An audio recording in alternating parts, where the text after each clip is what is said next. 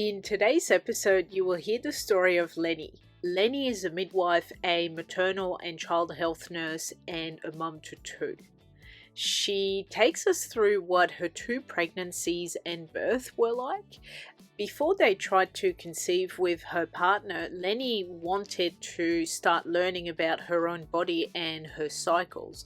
And so she did natural family planning, which she takes us through what it looked like for her and how she was able to use this knowledge to learn about her cycle, track ovulation, and therefore conceive very quickly. Because Lenny is a midwife and a maternal and child health nurse, it was very interesting to chat to her about her pregnancy and her birth, because she said that the clinical knowledge she had was contrasted with her two very different births. And what she said is that now, as a health professional, she has gained a deeper understanding into the world of pregnancy and parenting, and an understanding that she didn't have before she became a mum herself. Lenny had two very different birth experiences. Her first one being a hospital birth where she did hypnobirthing and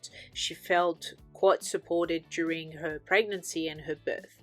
But for her second child, Lenny wanted to experience what a home birth was like.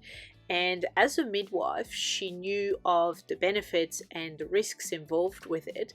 But when she went to her GP to ask for a referral, she was met with a very reluctant GP who did not want to be, quote, involved in her care if she was going to have a home birth. Lenny had to find a way around that, finding a new GP, in order for her to get the experience and the birth that she wanted. And without further ado, I will leave you with Lenny's episode, and I hope you enjoy her home birth anecdotes, which made me laugh a lot actually. You are listening to Kappa with a Doula. I'm your host, Alicia, exercise physiologist and doula. And every week I chat with a mum or mum-to-be about all things pregnancy, birth and parenting. The stories you will hear in this podcast are real and sometimes raw, but they are all told without any taboo. So grab yourself a cuppa, put your earphones in, relax, and enjoy this episode.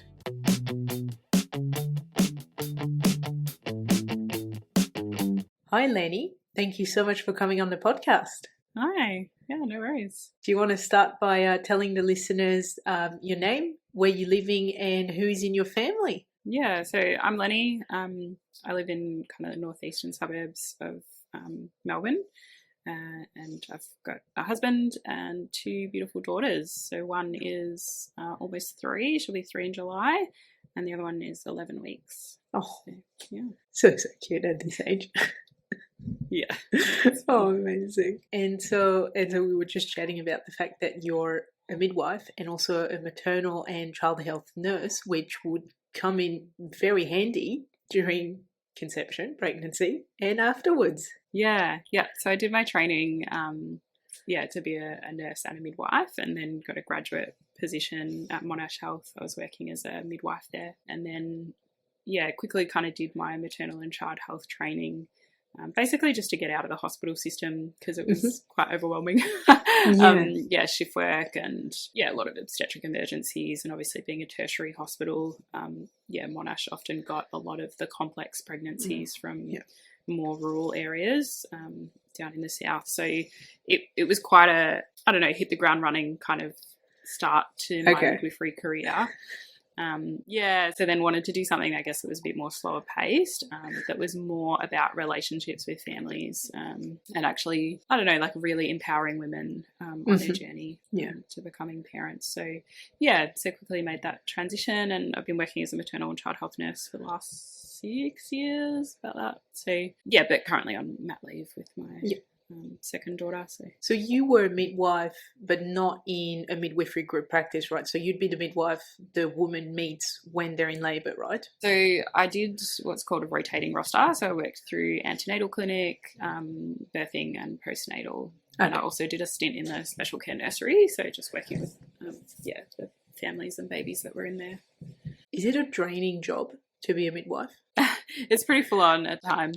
Yeah. Obviously, babies are born at all times of the day. Mm-hmm. So labour ward, our ratios don't change. So you're always 1-to-1 with a woman in the birthing suite.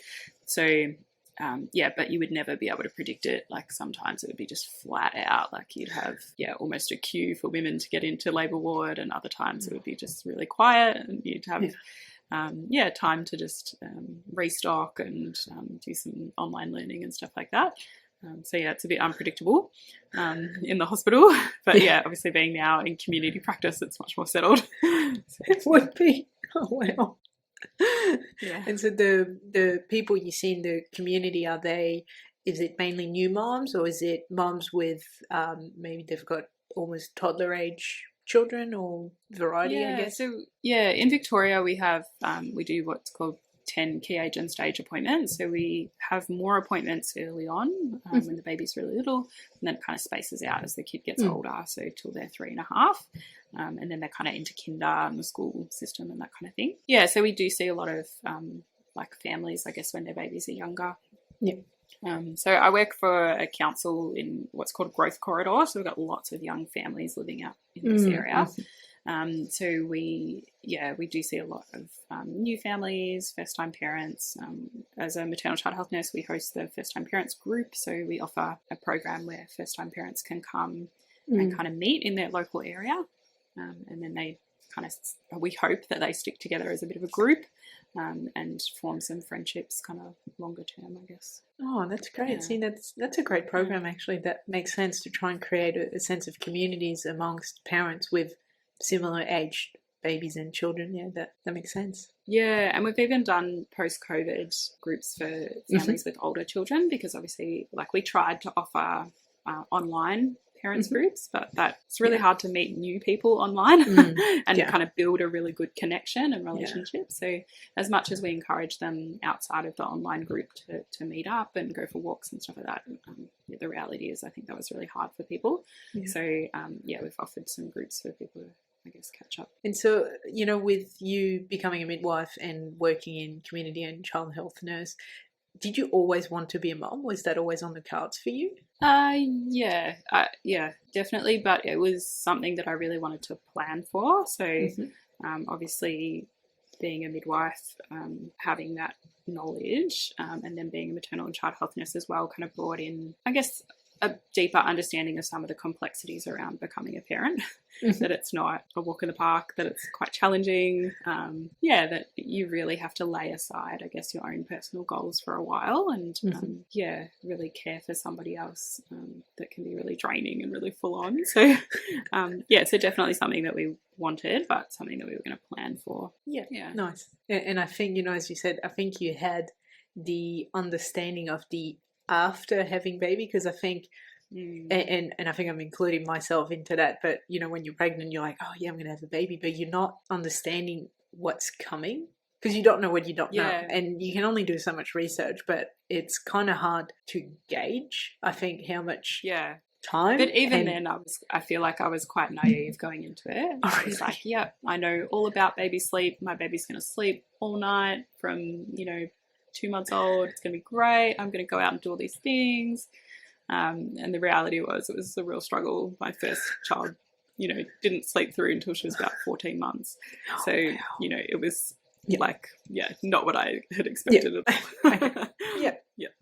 Well, I guess that's reassuring, like 90% of the listeners that are not and don't have the knowledge you've got, that we're all in the same boat in the end. Absolutely. Good. Yeah, and it made me reflect and feel sorry for all the parents that I'd looked after before I'd become a parent, and giving advice, being like, just put your baby down, drowsy but awake, and all the things that I'd learnt at uni, and it was like, oh no, that's not how it works. So would you say now your approach when you're seeing those families, you've got that, I guess you can relate to having a child, so you've got a better understanding, I guess? Absolutely, Oh, wow. Yeah, a much deeper appreciation for what it feels like to be so sleep deprived and still have to show up every day and be available for your kids. So, that's parenthood. like summarized in one sentence. Yeah. Yes, great. Yeah, so Andy and I, before we conceived our first child, we did, I'm not sure if you're aware of it, but natural family planning. So that was like tracking cycles and, just kind of knowing more deeply about my ovulation and what was going on with that, and then kind of tracking when we'd like to conceive and that kind of thing. So, so we did that for 3 months. So I had a marina in, I had that taken out, did 3 months of tracking, and then kind of conceived first go, really. Nice. But it was, and it was exciting, but it was kind of disappointing that I'd only been able to track my cycle for 3 months and then we were pregnant. And I was like, okay. I thought I'd be tracking for like 6 months and get a really deep understanding. And then it was like, okay, there we go. So, but then obviously after my first, I was tracking in between kids. Yep. So, and that was a good way to really understand my cycle better. But so 3 months. You must be the only one out there that's saying, I'm almost disappointed I felt pregnant quickly. Yeah, that's it. Yeah. Oh, that's funny. Oh, yeah. And I mean, were you aware of your cycles before you were, thinking about a family? Did you know ovulation and what it was and that? Not really. And I'd been on various forms of birth control after me and my partner got married. Yeah, just thinking, we don't want to have kids yet, so I've got to use some form of contraception. And so I was on the pill for a while, had an implant on, had a marina, and then it was like, okay, we're ready. And that was what triggered the kind of, actually, I need to know more about this. I need to know more about my cycle. I need to know more about conception.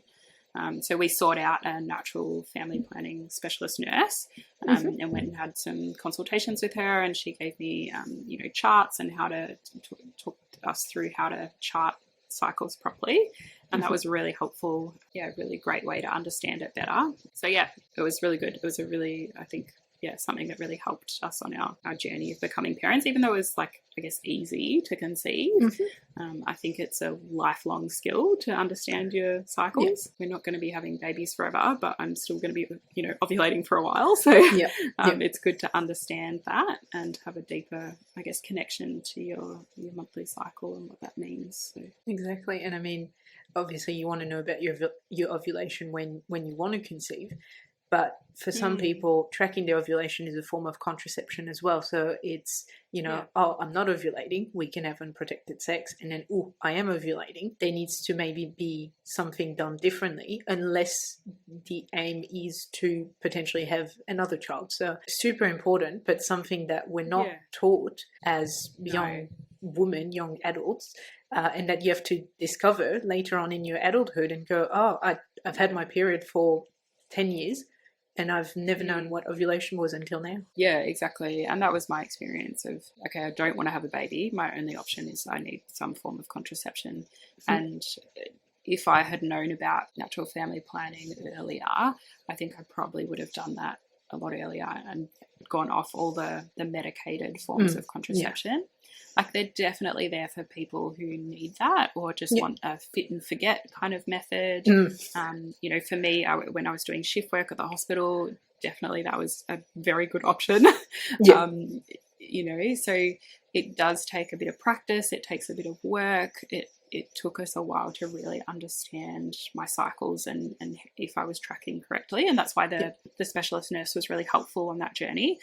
So I could track for a month. We went back and saw her and she was able to go through the charts and go, actually, you actually ovulated here, not here. So just having someone go through that was really helpful for us. Yeah. And I forced my partner to come to all the appointments.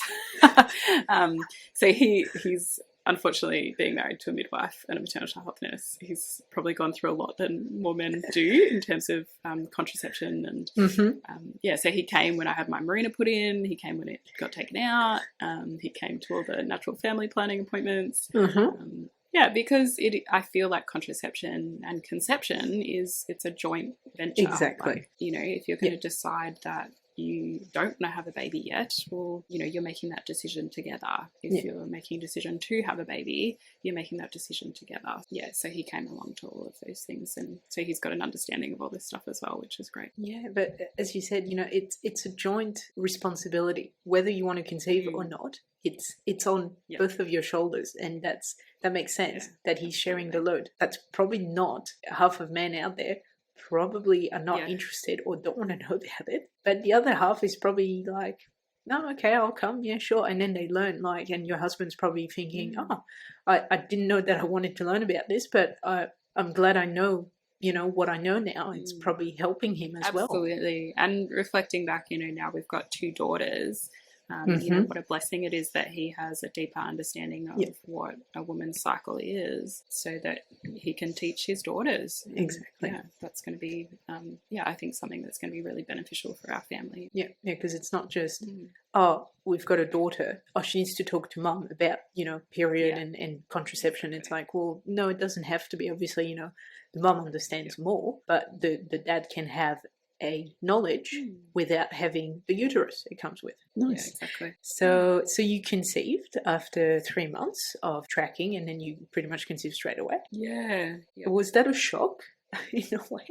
Because we were tracking our cycles, I knew exactly when I'd conceived, and I started feeling nauseous pretty much as soon as it implanted, like 5 days later. And so I was like, I'm pregnant. Okay. Okay. So it wasn't really a shock, but it was very exciting. So yeah. Did you know about, the model of care you wanted to go through? Obviously you were midwife, so you worked, maybe at the time you worked, did you still work in the hospital back then? No, I was in maternal and child health at that time, so working in community, but I knew exactly what hospital I wanted, what model of care I wanted. I filled out the referral form before I went to the doctor. So I knew that you could download it from the website, so I downloaded it, filled it all out, took it to my appointment. This was my first booking appointment with the GP, and I said, here's my referral form, this is the hospital I want, and I want midwifery group practice. Thank you very much. That's amazing. That is so proactive. I was like, and just write up all my antenatal bloods, I'll go and get them done. I was basically telling the GP what to do. So I'm probably the worst patient you can have. No, you're probably one of the best ones. And that's one of the things about GPs, like they're great. Some are more or less informed about, what to do with pregnant women, like especially in terms of referral and stuff. And so in case your GP doesn't actually know what to do, then if you know, then that helps them, because then they just go, oh, okay, yes, I just put your name there, I sign, I fax it, yeah, cool, okay, I do that, done. That makes their job easy. You're out of there within 5 minutes because that's what they want. Done. That's it. Yeah. Well, they might ask you questions and be like, what model of care do you want? And if you've never thought about it before, you'll sit there and go, well, I don't know, you tell me.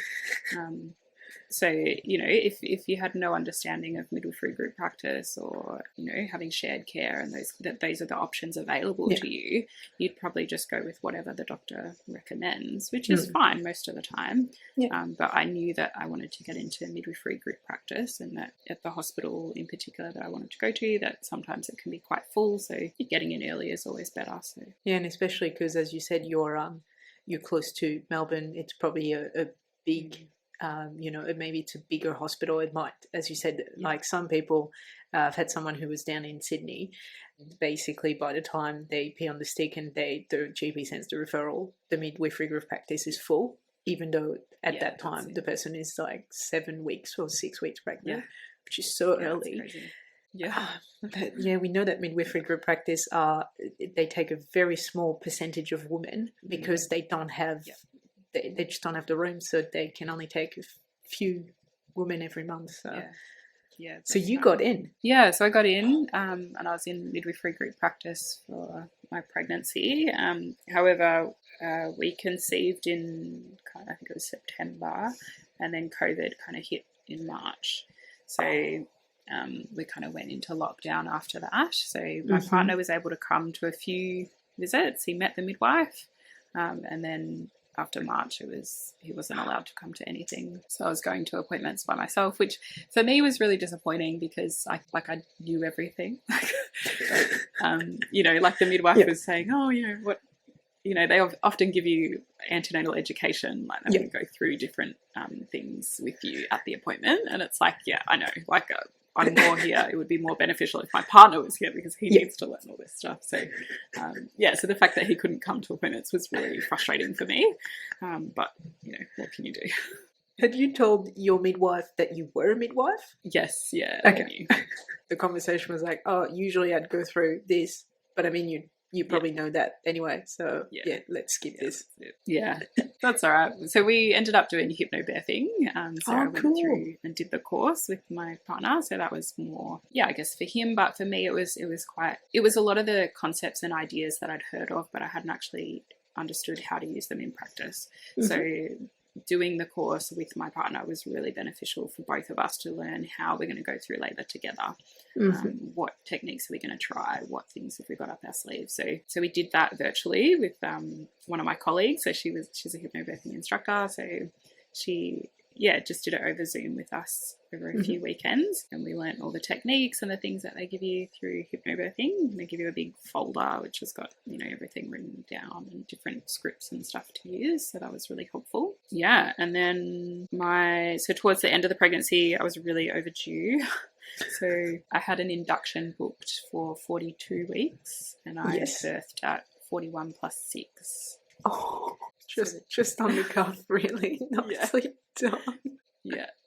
But I'd been in early labour for about 3 days beforehand. Right. And I was really over it. Like, it was really almost spurious labour, like, contracting every 10 minutes and then it kind of fizzled out, and then it would be every 5 minutes and then it would fizzle out, and like it was just really random, and it was very annoying.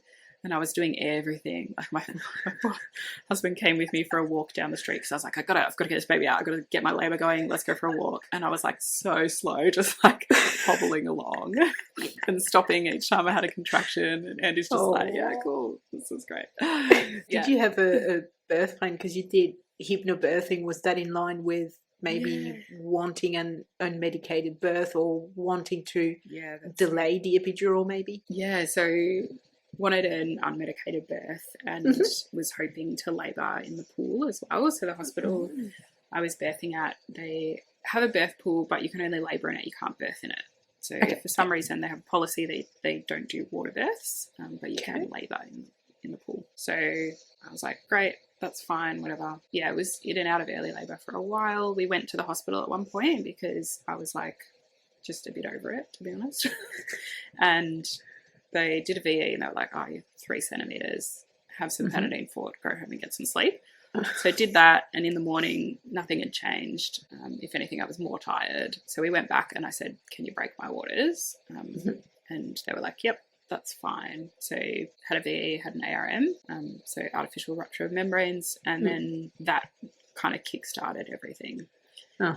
Which is what I'd seen, I guess, in my practice as well, is that some women who are in that state of spurious labour or really irregular contractions is kind of, once you break the waters and that head kind of pushes down onto the cervix, that can really help labour progress. So I was really okay with that as in terms of intervention. I was like, yep, I want this. I want an ARM to get things going, which luckily that's what happened. Because I was so post-dates, the midwives are like, oh, we need to do continuous monitoring. So that would be the kind of CTG monitor while I'm in labour. I declined. I said no. I said you can just auscultate, which is, just listening with the Doppler every now and again rather than having the CTG strapped on. And because the baby's heart rate was fine, they agreed that would be okay. So that allowed me to be in the shower for most of my labour, which was really comfortable for me. Like, I just sat on a ball in the shower for hours. And I was in there for most of the day, I think. And I think when I started to transition, I was like, I want to go in the pool. So then they, set that all up, and I had to waddle over to the other room where the pool was labouring in there, I think for about an hour, and then gave birth. So I tried the gas once and it just made me feel a bit dizzy. I was like, thanks. Wow, so you did get your unmedicated birth. Amazing. Yeah. Well done. Yeah, so it was really cool. It was kind of a bit of disbelief for me though. That like when I was in the pool and I started pushing, I was like, wait, this can't be right. Am I fully? No one's checked me. I don't know what's going, can I be? But it's just such an overwhelming urge to push. Like your whole body is like this is time, let's go. And you're just kind of like, whoa, is it? So for me, it was like a bit of a weird experience because I had that clinical knowledge. I was like, oh, well, you know, these certain things need to happen first. And, you know, you should always do a VE, make sure the woman's fully before she starts pushing and all this kind of stuff. And to not have those things happen, I was like, oh, this is, oh, really? Oh, okay. Oh. And like, you know, your body just takes over. So you just got to go with it. And then at the last minute, of course, the midwife was like, okay, you need to stand up. You can't give birth in the pool. And I was like, really? She's like, yes, you need to stand up. Yeah, I know. So it was very annoying, but I stood up. So I birthed in the pool, but not in the water. As young women, young adults, and that you have to discover later on in your adulthood and go, oh, I've had my period for 10 years and I've never known what ovulation was until now. Oh, really? Yeah, so I had to stand up in the pool and birth. So, yeah. Policies, right? I know. Okay. So, yeah, and then I just had a 2nd degree tear and a bit of a PPH afterwards. So I lost just over 500 ml of blood. And, yeah, we're sutured, which, to be honest, was quite an experience because they made me, the midwife was like, oh, suck on the gas, that'll help while you get your suturing done. And I was like, okay, sure. She's like, just deep breaths, keep going. But it just really spaced me out. I was like, yeah. I don't know, it was weird. And I could still feel the pressure. And obviously everything's so sensitive. Like you've just given birth, right? And then everything's torn. And then they're trying to stitch it back together. And even though they fill it full of local anaesthetic, I was like, it was a weird time.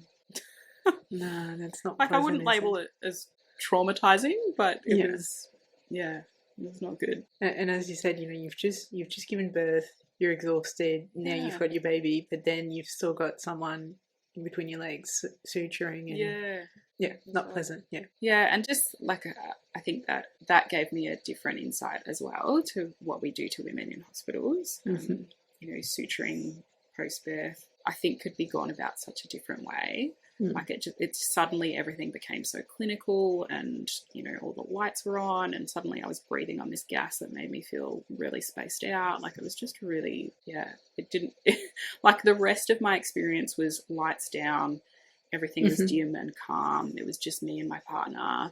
And like that was it. Like me and my partner connected so well throughout the labour that's what got me through. And then to have, you know, all the lights on, everything happening, it was just it was quite overwhelming. It would be. But we'd opted for an early discharge, so after they'd sutured and said everything was fine, I was like, great, let's get out of here. So we were, I think we were in the hospital for 6 hours. And then perfect, like 6 hours post-birth, and then went home at 2 a.m. Okay, so that's a bit early, but sure. Because of COVID, because of COVID restrictions, they were like, you can go to the ward, but if you go, your partner has to go home. Oh, yes. And I was like, no, I just want to go home. Let's get out of here. We're trying to strap this baby into the car seat at 2 a.m. It was freezing because it was July. It was winter. Oh, yes. And it was 2 a.m. And we hadn't really figured out the car seat beforehand. I don't know why. Like we'd had it installed and stuff, but we hadn't really played around with it. And so we're like fiddling with all this stuff and the baby's crying and I'm like just giving birth. I was like, what are we doing? Happy times.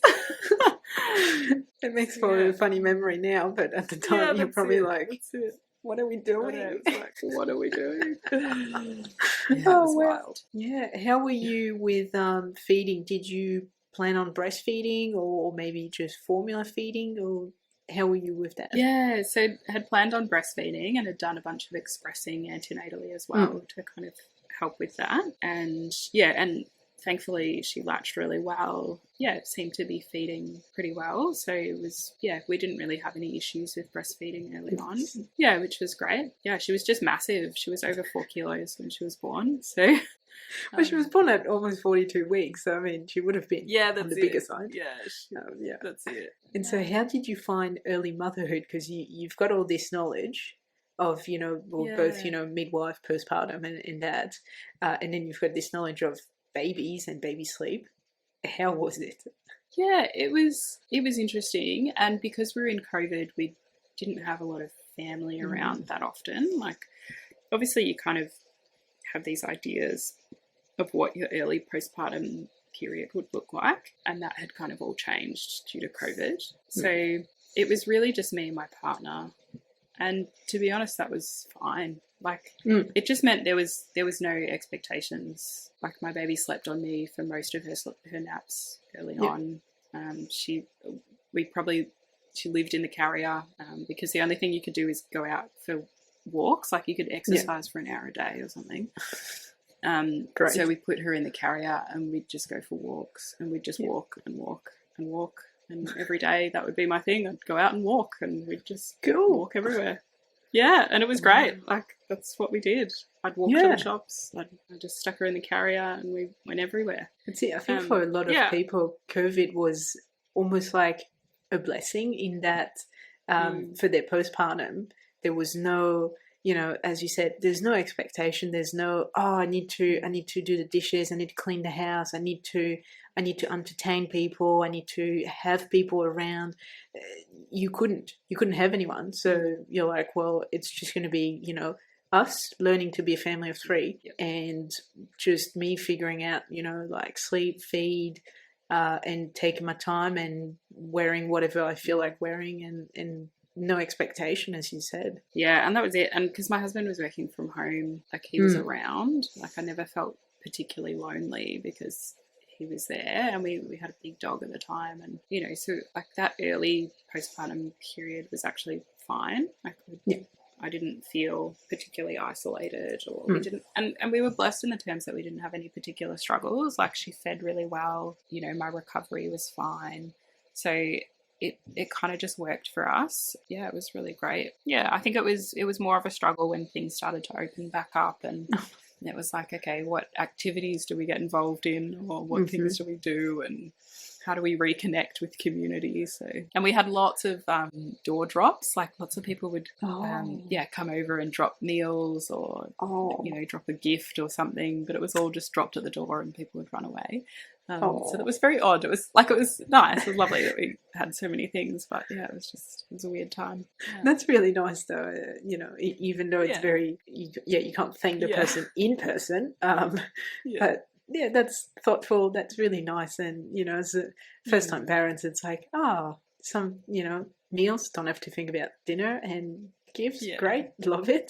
Although I do remember watching a lot of Netflix, like a lot. Like, because she would sleep on me. We'd just be on the couch. Yeah. Like, and what do you do? You need to be entertained. You watch Netflix. Whereas this time around, very different. Having a toddler and just having obviously everything back open again. So my toddler, you know, she goes to story time and mainly music and whatever, and so it just becomes like more in and out of the car. So it's a very different experience. Yeah, it would be less restful. Yeah, less restful. That's right. Bit of a shame because you'd need even more rest now that you've got a very active toddler and you know, I'm guessing your 11-week-old is not sleeping through, and you'd be maybe a bit sleep deprived as well. Yes. Yeah. So. But it's okay. We're getting there. Yeah, good. It gets better, right? Yeah. So how was the transition of you going, okay, I'm really happy as a mom, I'm getting settled into motherhood, to thinking, okay, let's expand the family? What was that conversation like for you guys? I think like we'd always planned on having more than one. Okay. So it was... Yeah, we want to have another one, and we decided we wanted to have them kind of relatively close in age because my husband, he's got a brother and sister, but there's a 10-year age gap, so he was born 10 years later. So whereas me and my siblings, we've got a 2-year age gap, so we've got a really tight friendship. Like we hang out a lot, you know, see each other all the time, whereas he doesn't have that connection with his siblings, and so he was kind of saying, I want our kids to have a closer connection. That would be really beautiful. So he was kind of, we want to have kids a bit closer together. So we decided we'd try for a second one. I think when our first daughter, I don't remember how old she was when we started trying actually. But it would be that she would be about 2 when the next baby was born. Yeah. But we had a miscarriage. Oh, So we were doing natural family planning in between kids.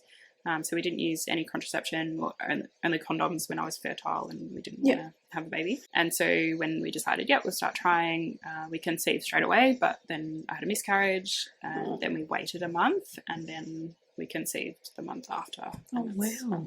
Our current baby. Oh, so, wow. Yeah. Was it a miscarriage or did you have a miscarriage, I guess, early on in the pregnancy? It was early. I think it was about 4 weeks when I lost the pregnancy. So it wasn't a particularly painful ordeal, I guess, because it wasn't that developed. Yeah, but it was still a loss. Of course. And the day that I was bleeding, the day I had my miscarriage, I'd also found out I got a promotion at work.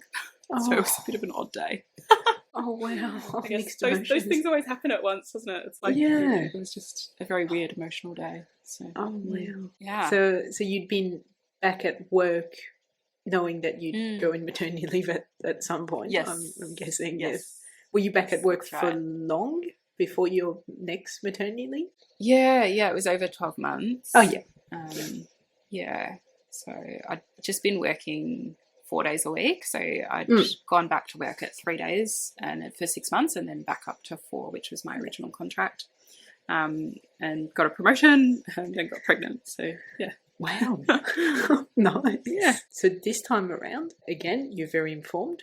What model of care did you want for your second daughter? Yeah. So this time around, I would have been happy with midwifery group practice had we not decided that this would be our last baby. So we've decided that 2 is going to be our family. So we decided that. So for me, being a midwife and having that training, I really wanted to have a home birth. I decided that I really wanted that experience. So I had to convince my husband.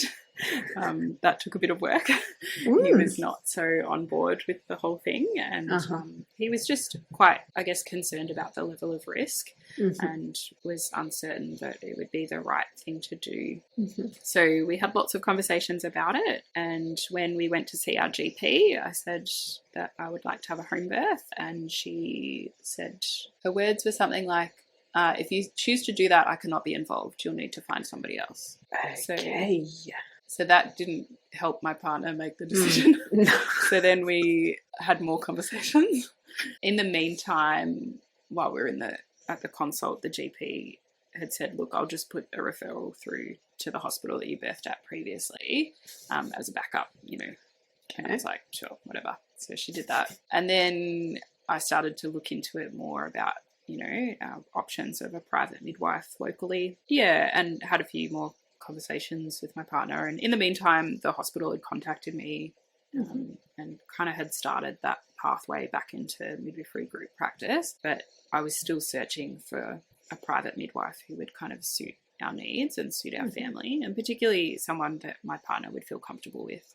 So I found a midwife, and she did a kind of virtual consult with us just as a meet and greet kind of thing, and was able to talk to my husband about his concerns and what his fears were. And that was really, really helpful. Like, she was just lovely and, genuinely just really truthful in what her experience had been. And so it just made us feel, I guess, a bit more comfortable about home birth. So, so once my husband had kind of gone away and thought about it, spoken to some of his friends, he decided, okay, let's do it.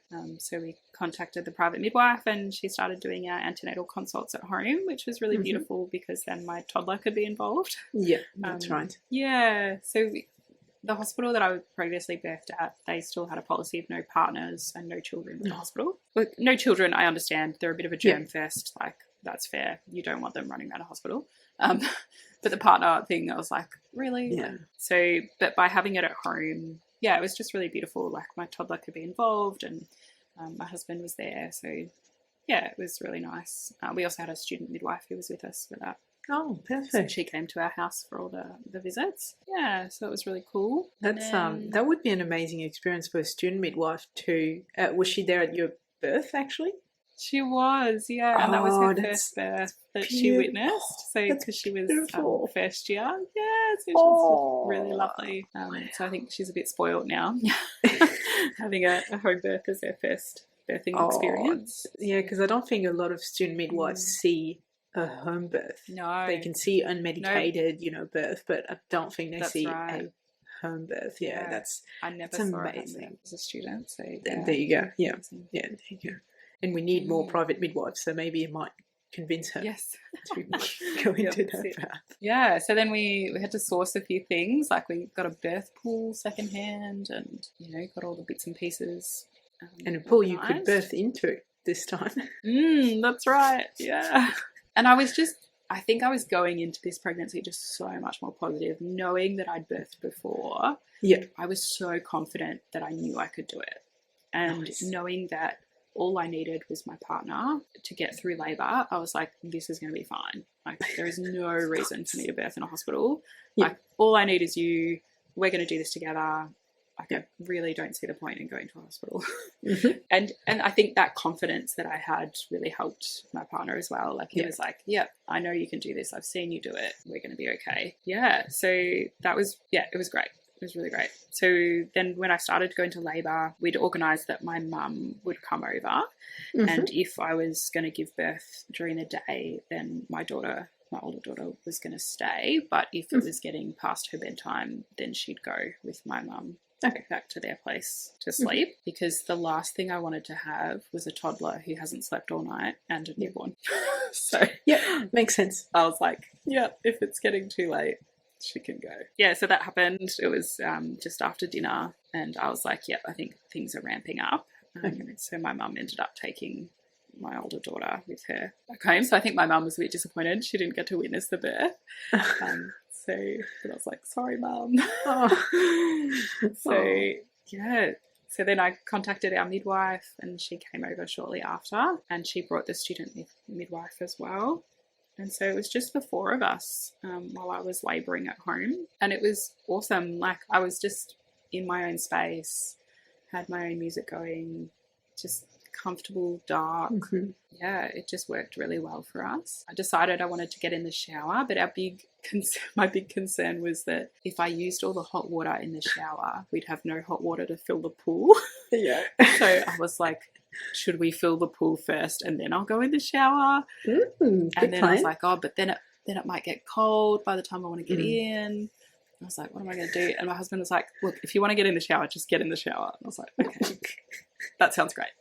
So I was labouring in the shower for a bit, got out, and it was late. I think it was about 10 o'clock. Oh no, it's been early, about 9:30. And the midwife was like, you should have a rest, like see if you can just lie down in bed and just rest. And so I tried that, but obviously like my labour was really cracking on. Like I was just waking up with contractions and, breathing through them and everything. So it wasn't particularly restful, I'd say. And I think that was when I was going through transition, like things were really happening, and I was like, nah, this is, so I don't know how long I was in bed for, 20 minutes or something. And I got up and I was like, I think I want to get in the pool. And the midwife was like, yep, you can get in the pool, but first you need to go to the toilet. You need to empty your bladder. I was like, yeah, fair. So I'm sitting on the toilet, and then all I can hear is all this running around, like they're trying to fill the pool. So what had happened is we'd half filled it with cold water, and then you're supposed to just fill the rest with hot water, and then it kind of, evens out, because you've got to have it at the right temperature to be able to birth in it. So they'd filled it up with hot water, and it was still cold. It was only like 27 degrees or something. And so then they're trying to siphon out water to put in more hot water. So all I can hear is buckets, like people running around with buckets and things. And meanwhile, I'm sitting on the toilet and I'm still labouring, and it was so uncomfortable. And I felt like I was sitting on the toilet for ages because I didn't want to go anywhere. I was like, I just want to get in the pool. Like, can I just get in the pool? Yeah. And my husband kept coming back to me being like, no, it's still too cold. You just stay there for a minute. And I'm like, I just want to get in the pool. They're like, it's still cold. So then eventually they were like, okay, you can get in the pool. I was like, thank goodness. So then I jumped in, and I was in there for 20 minutes and then gave birth. So as soon as I got in the water, I started pushing, like, wow, and she was born. So I was like, man, I should have asked for it earlier. But anyway, what a story. I know. Yeah. I feel like home birth and therefore water birth always make for the best stories of there's always a problem with the temperature of the water or the filling of the water. But we felt so organised. Like my husband had set it all up. We'd had everything. Like it was great. And he'd half filled it with cold water. He was like, "Yeah, we're ready to go. Like this is all perfect. Like as soon as you want to jump in, you know, it'll be ready to go." And then just that. Little hiccup towards the end. Yeah, little. But anyway, little hiccup. You almost gave birth on the toilet, pretty much. Yes. Yeah. Oh, that's amazing. Yeah. And so, sorry, just want to come back to so your toddler was involved in antenatal appointments. So you would have been comfortable with her being around during your labour under, I guess, your mum's supervision. I'm guessing. Yeah, that's right. And I thought I would be more comfortable with it. But when I was actually contracting and I was kind of in that early labour stage, I felt myself really retreating. So I went into our bedroom to kind of get away from her, which I hadn't anticipated. Like I thought I'd be much more available and just, be able to interact with everybody. But as soon as things started happening, I really kind of retreated into myself.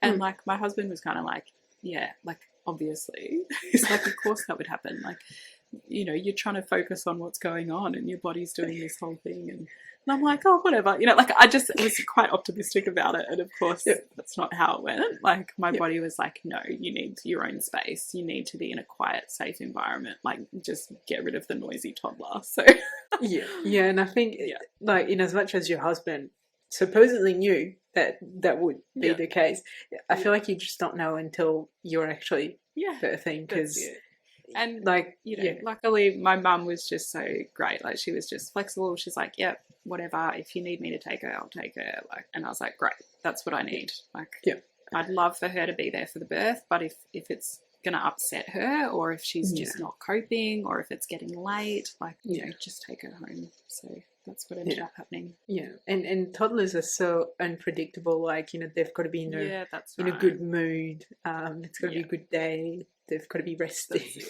So that's it. Beautiful. So did you know you were having another girl? Yeah, we did. Yep. Okay, nice. So I felt like we didn't for our first, we didn't know what we were having, but for our second, I felt like I wanted to know so I could, I don't know, just prepare my daughter for what was happening. So we started talking about, you're going to be a big sister, you're going to have a little sister.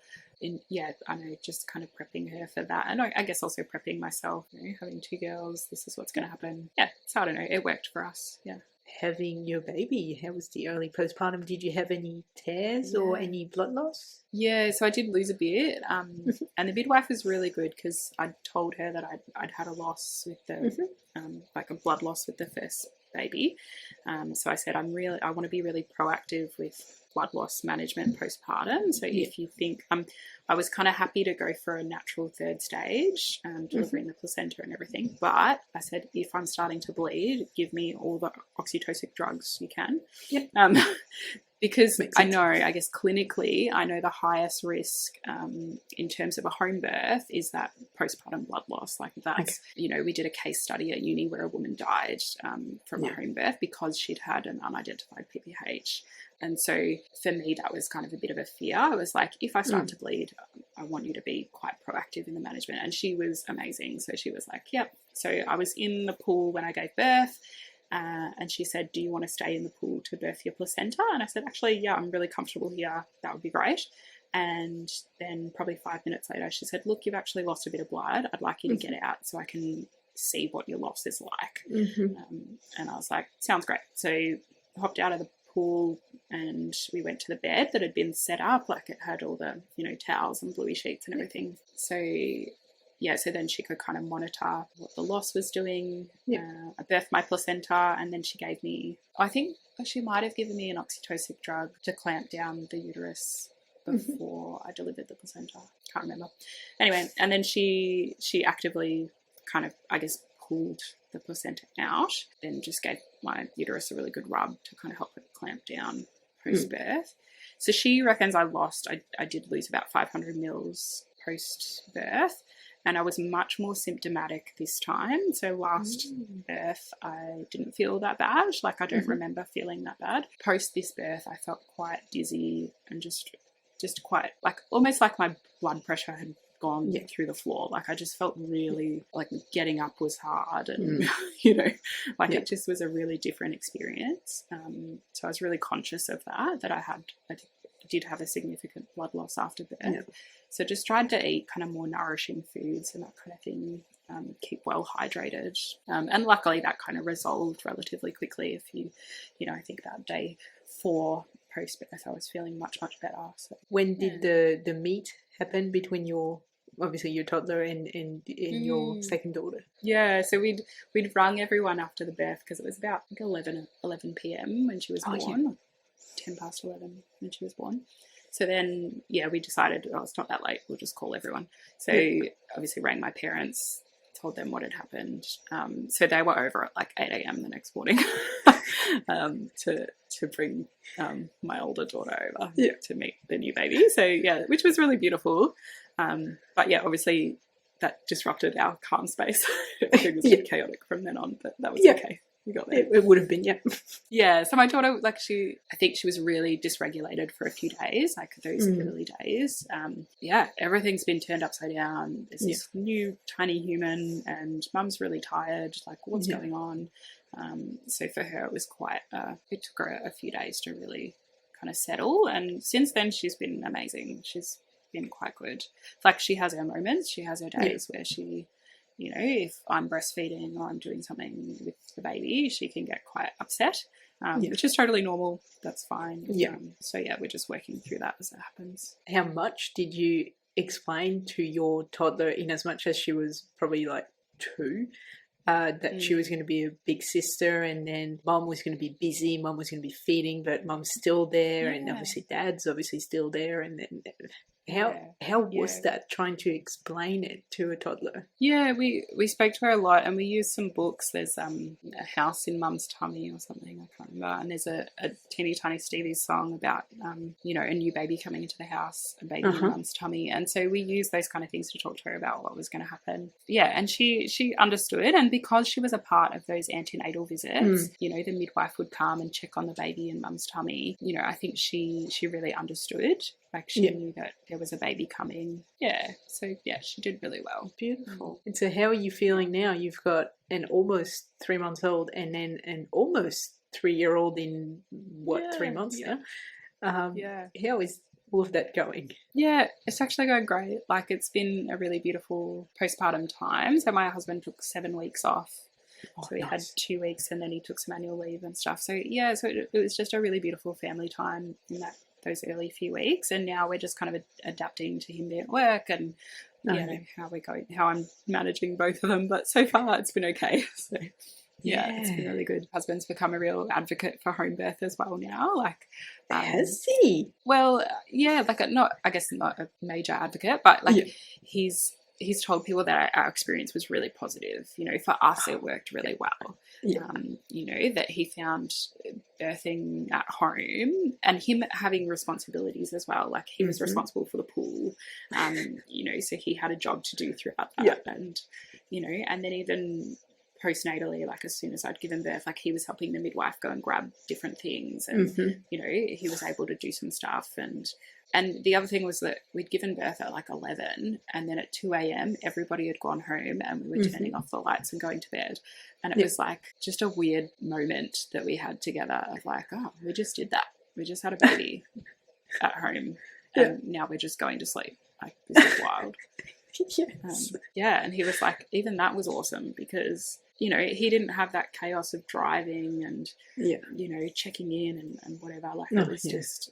we were just home, and it was I think that's given him the opinion that not all births have to happen in a hospital, that hospitals are there definitely for people who need it, and that pregnancy can be really complicated and some people really need that additional care, but not everybody needs to birth in a hospital.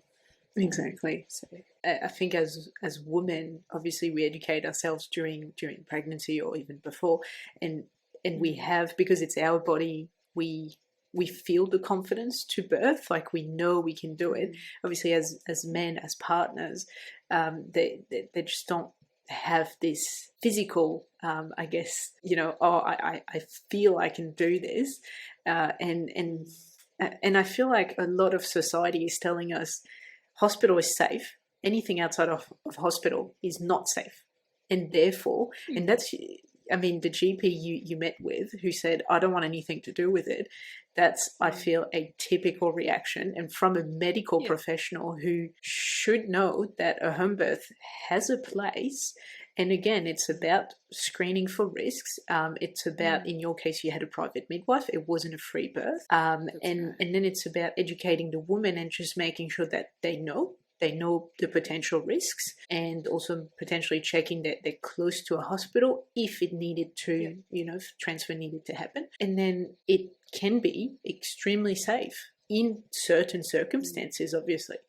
But when medical professionals straight away go, home birth, oh no, that's dangerous. Well, that's not, to me, that's not the right reaction. And they should know better, I feel. Even as a health professional, that's not the right reaction to anything that has potential risk. So even if somebody had come to me saying they were going to do, I don't know, something, like you want to explore it more, you would say, oh, how did you come to that conclusion? Tell me more about why you've made that decision, why you think that's right for your health.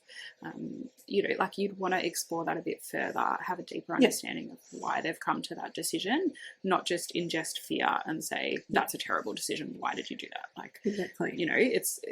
There's 1,000 different options that she could have chosen instead of saying what she did, but there you go. That's what happens out in our medical field sometimes, and which is really disappointing. We often feel like we're the holders of all the information and all the power, which is not true. Particularly being a maternal and child health nurse and working with families and community, I find a lot of families come to you kind of clinging, being like, please tell me what to do. And you have to kind of turn around and be like, you know your baby best. You know your body best. You tell me what you think is the right thing to do, or what you want to do with this problem that's arisen. And I'm here to support you. I'm here to encourage you. I'm here to give you referrals or different options or things you might not have thought about. But this decision lies with you, and this, this power lies with you. This is your decision, your journey. I'm just here to kind of support you in whatever direction you choose to take. So that's my opinion of what health professionals should be, but I know that's not. No, that's exactly what I think it should be too. It shouldn't be medical professionals, regardless of what their profession is, shouldn't be saying to women, you need to do this, or force things like induction, or say you need to be induced, or you need to have a C-section, or you need, it's like, no, you don't. It's about educating and saying, here are your options. And then potentially, if there is one that maybe seems to be the better option for maybe different circumstances, then maybe highlight why this could be the better option, but the woman is always the one deciding. That's exactly right. Like, saying this is the pathway that we think things should go because of X, Y, and Z, or what's happened in your pregnancy. We think, a Caesar is going to be the best, safest option for your baby. But being able to outlay that and saying, this is why, these are the factors that we think would lead us to this decision, but this is your call. This is your decision. Even giving more autonomy over, intensive care would be amazing. But, in hospitals, we're quite regimented. Things need to happen a certain way. Things need to happen, in such an order. The fact that partners still can't come to antenatal appointments, like it just becomes really restrictive. And the woman just, feels like she has to go along with it. You have to do what is being presented to you. So, I think that's really somewhere that, our health system can really change and grow, particularly in that kind of, area of pregnancy care and birth and postnatal. Yeah, and we need more health professionals like you that actually want to help the woman and give them knowledge and power, rather than ones that force things on women and tell them how it's going to be because it fits with their schedule, or it fits with just the way they want the birth to go. Are you planning on going back into being a midwife, or are you happy as a maternal and child health nurse? Yeah, look, at the moment I'm happy as a maternal and child health nurse. I did do some COVID vaccinating when I was on nice. maternity leave. Yeah, in between. Yeah. Which was great. So I'm always open to it. but at the moment I'm really happy in maternal and child health. It just has much more of a community focus where you're really supporting parents in their journey of parenthood, rather than kind of a hospital system where you just, I guess, you get families in a really intense period in their life and then you kind of never see them again. Community practice is more of that ongoing relationship with families, which is really beautiful. So yeah, that's right. Yeah, there's a lot of things we could change about the healthcare system and the hospital system, but it's not going to happen overnight. So in every state is different. But I do want to say that midwives do an amazing job, and I know that, like, obviously our system has to change, but a lot of the midwives I've worked with in hospitals are amazing, and they offer just beautiful care to families who come through the door, and they really do try to give the most that they can in those really brief interactions that you might have with the midwives. They do try and give as much love and education as possible, in those appointments or, during labour and birth. And so, as much as our hospital system needs to change, I think our midwives, just the calling that you have to support families through that transition is massive. Like, you just want to give and give and give. And that's, one of the things that I didn't like about being in the hospital is that I felt like I couldn't be the best midwife that I could be.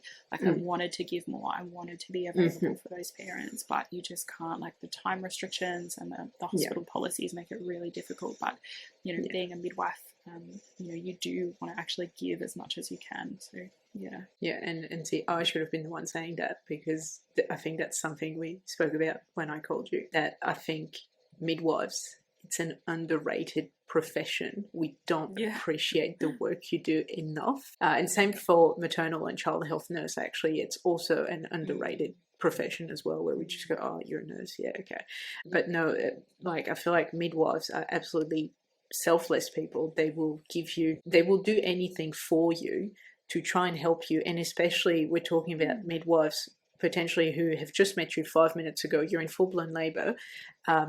They barely know you, and they will do their absolute best, for the time they're here. I mean, at some point their shift ends, obviously they have to go, but they will do their absolute best to support you, to be there for you, to be physically present for 12 hours or more, and to obviously during this time they're also looking out for anything that could go wrong at any point, and they're on the lookout for all of that while also caring for you, and trying to reassure, provide education, and provide physical support and provide emotional support. And it's a draining job, and I can't even imagine what it's like to be a midwife. But I thank all the midwives in Australia, because your job is absolutely amazing, and we need more midwives, and we need more private midwives. And we need more midwifery group practice, so midwives actually meet you, in second trimester or first trimester of pregnancy, and they see you all the way until you've got your baby in your arms and you're 6 weeks postpartum or 8 weeks, and they can actually, give you advice along the way, and you develop a relationship and so on. And it should be the standard, but it's not. That's it. Yeah, but we need more midwives. So please, more midwives.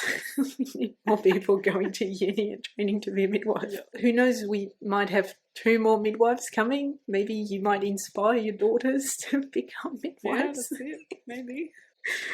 That'd be pretty cool.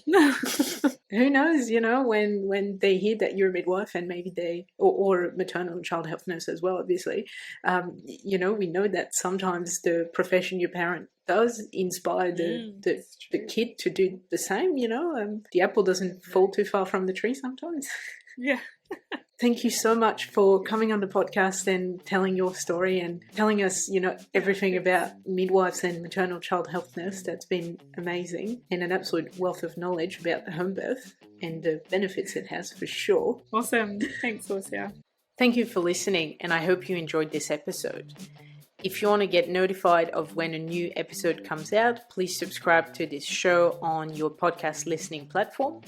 Also, I would really appreciate it if you could leave me a review on Apple Podcast, or share this episode so that other mom can find it. If you would like to tell your own pregnancy, birth, or parenting story, please head to the show notes and you will find a form there to get in touch with me. Again, thank you so much for listening, and I will be with you again next week for a new episode.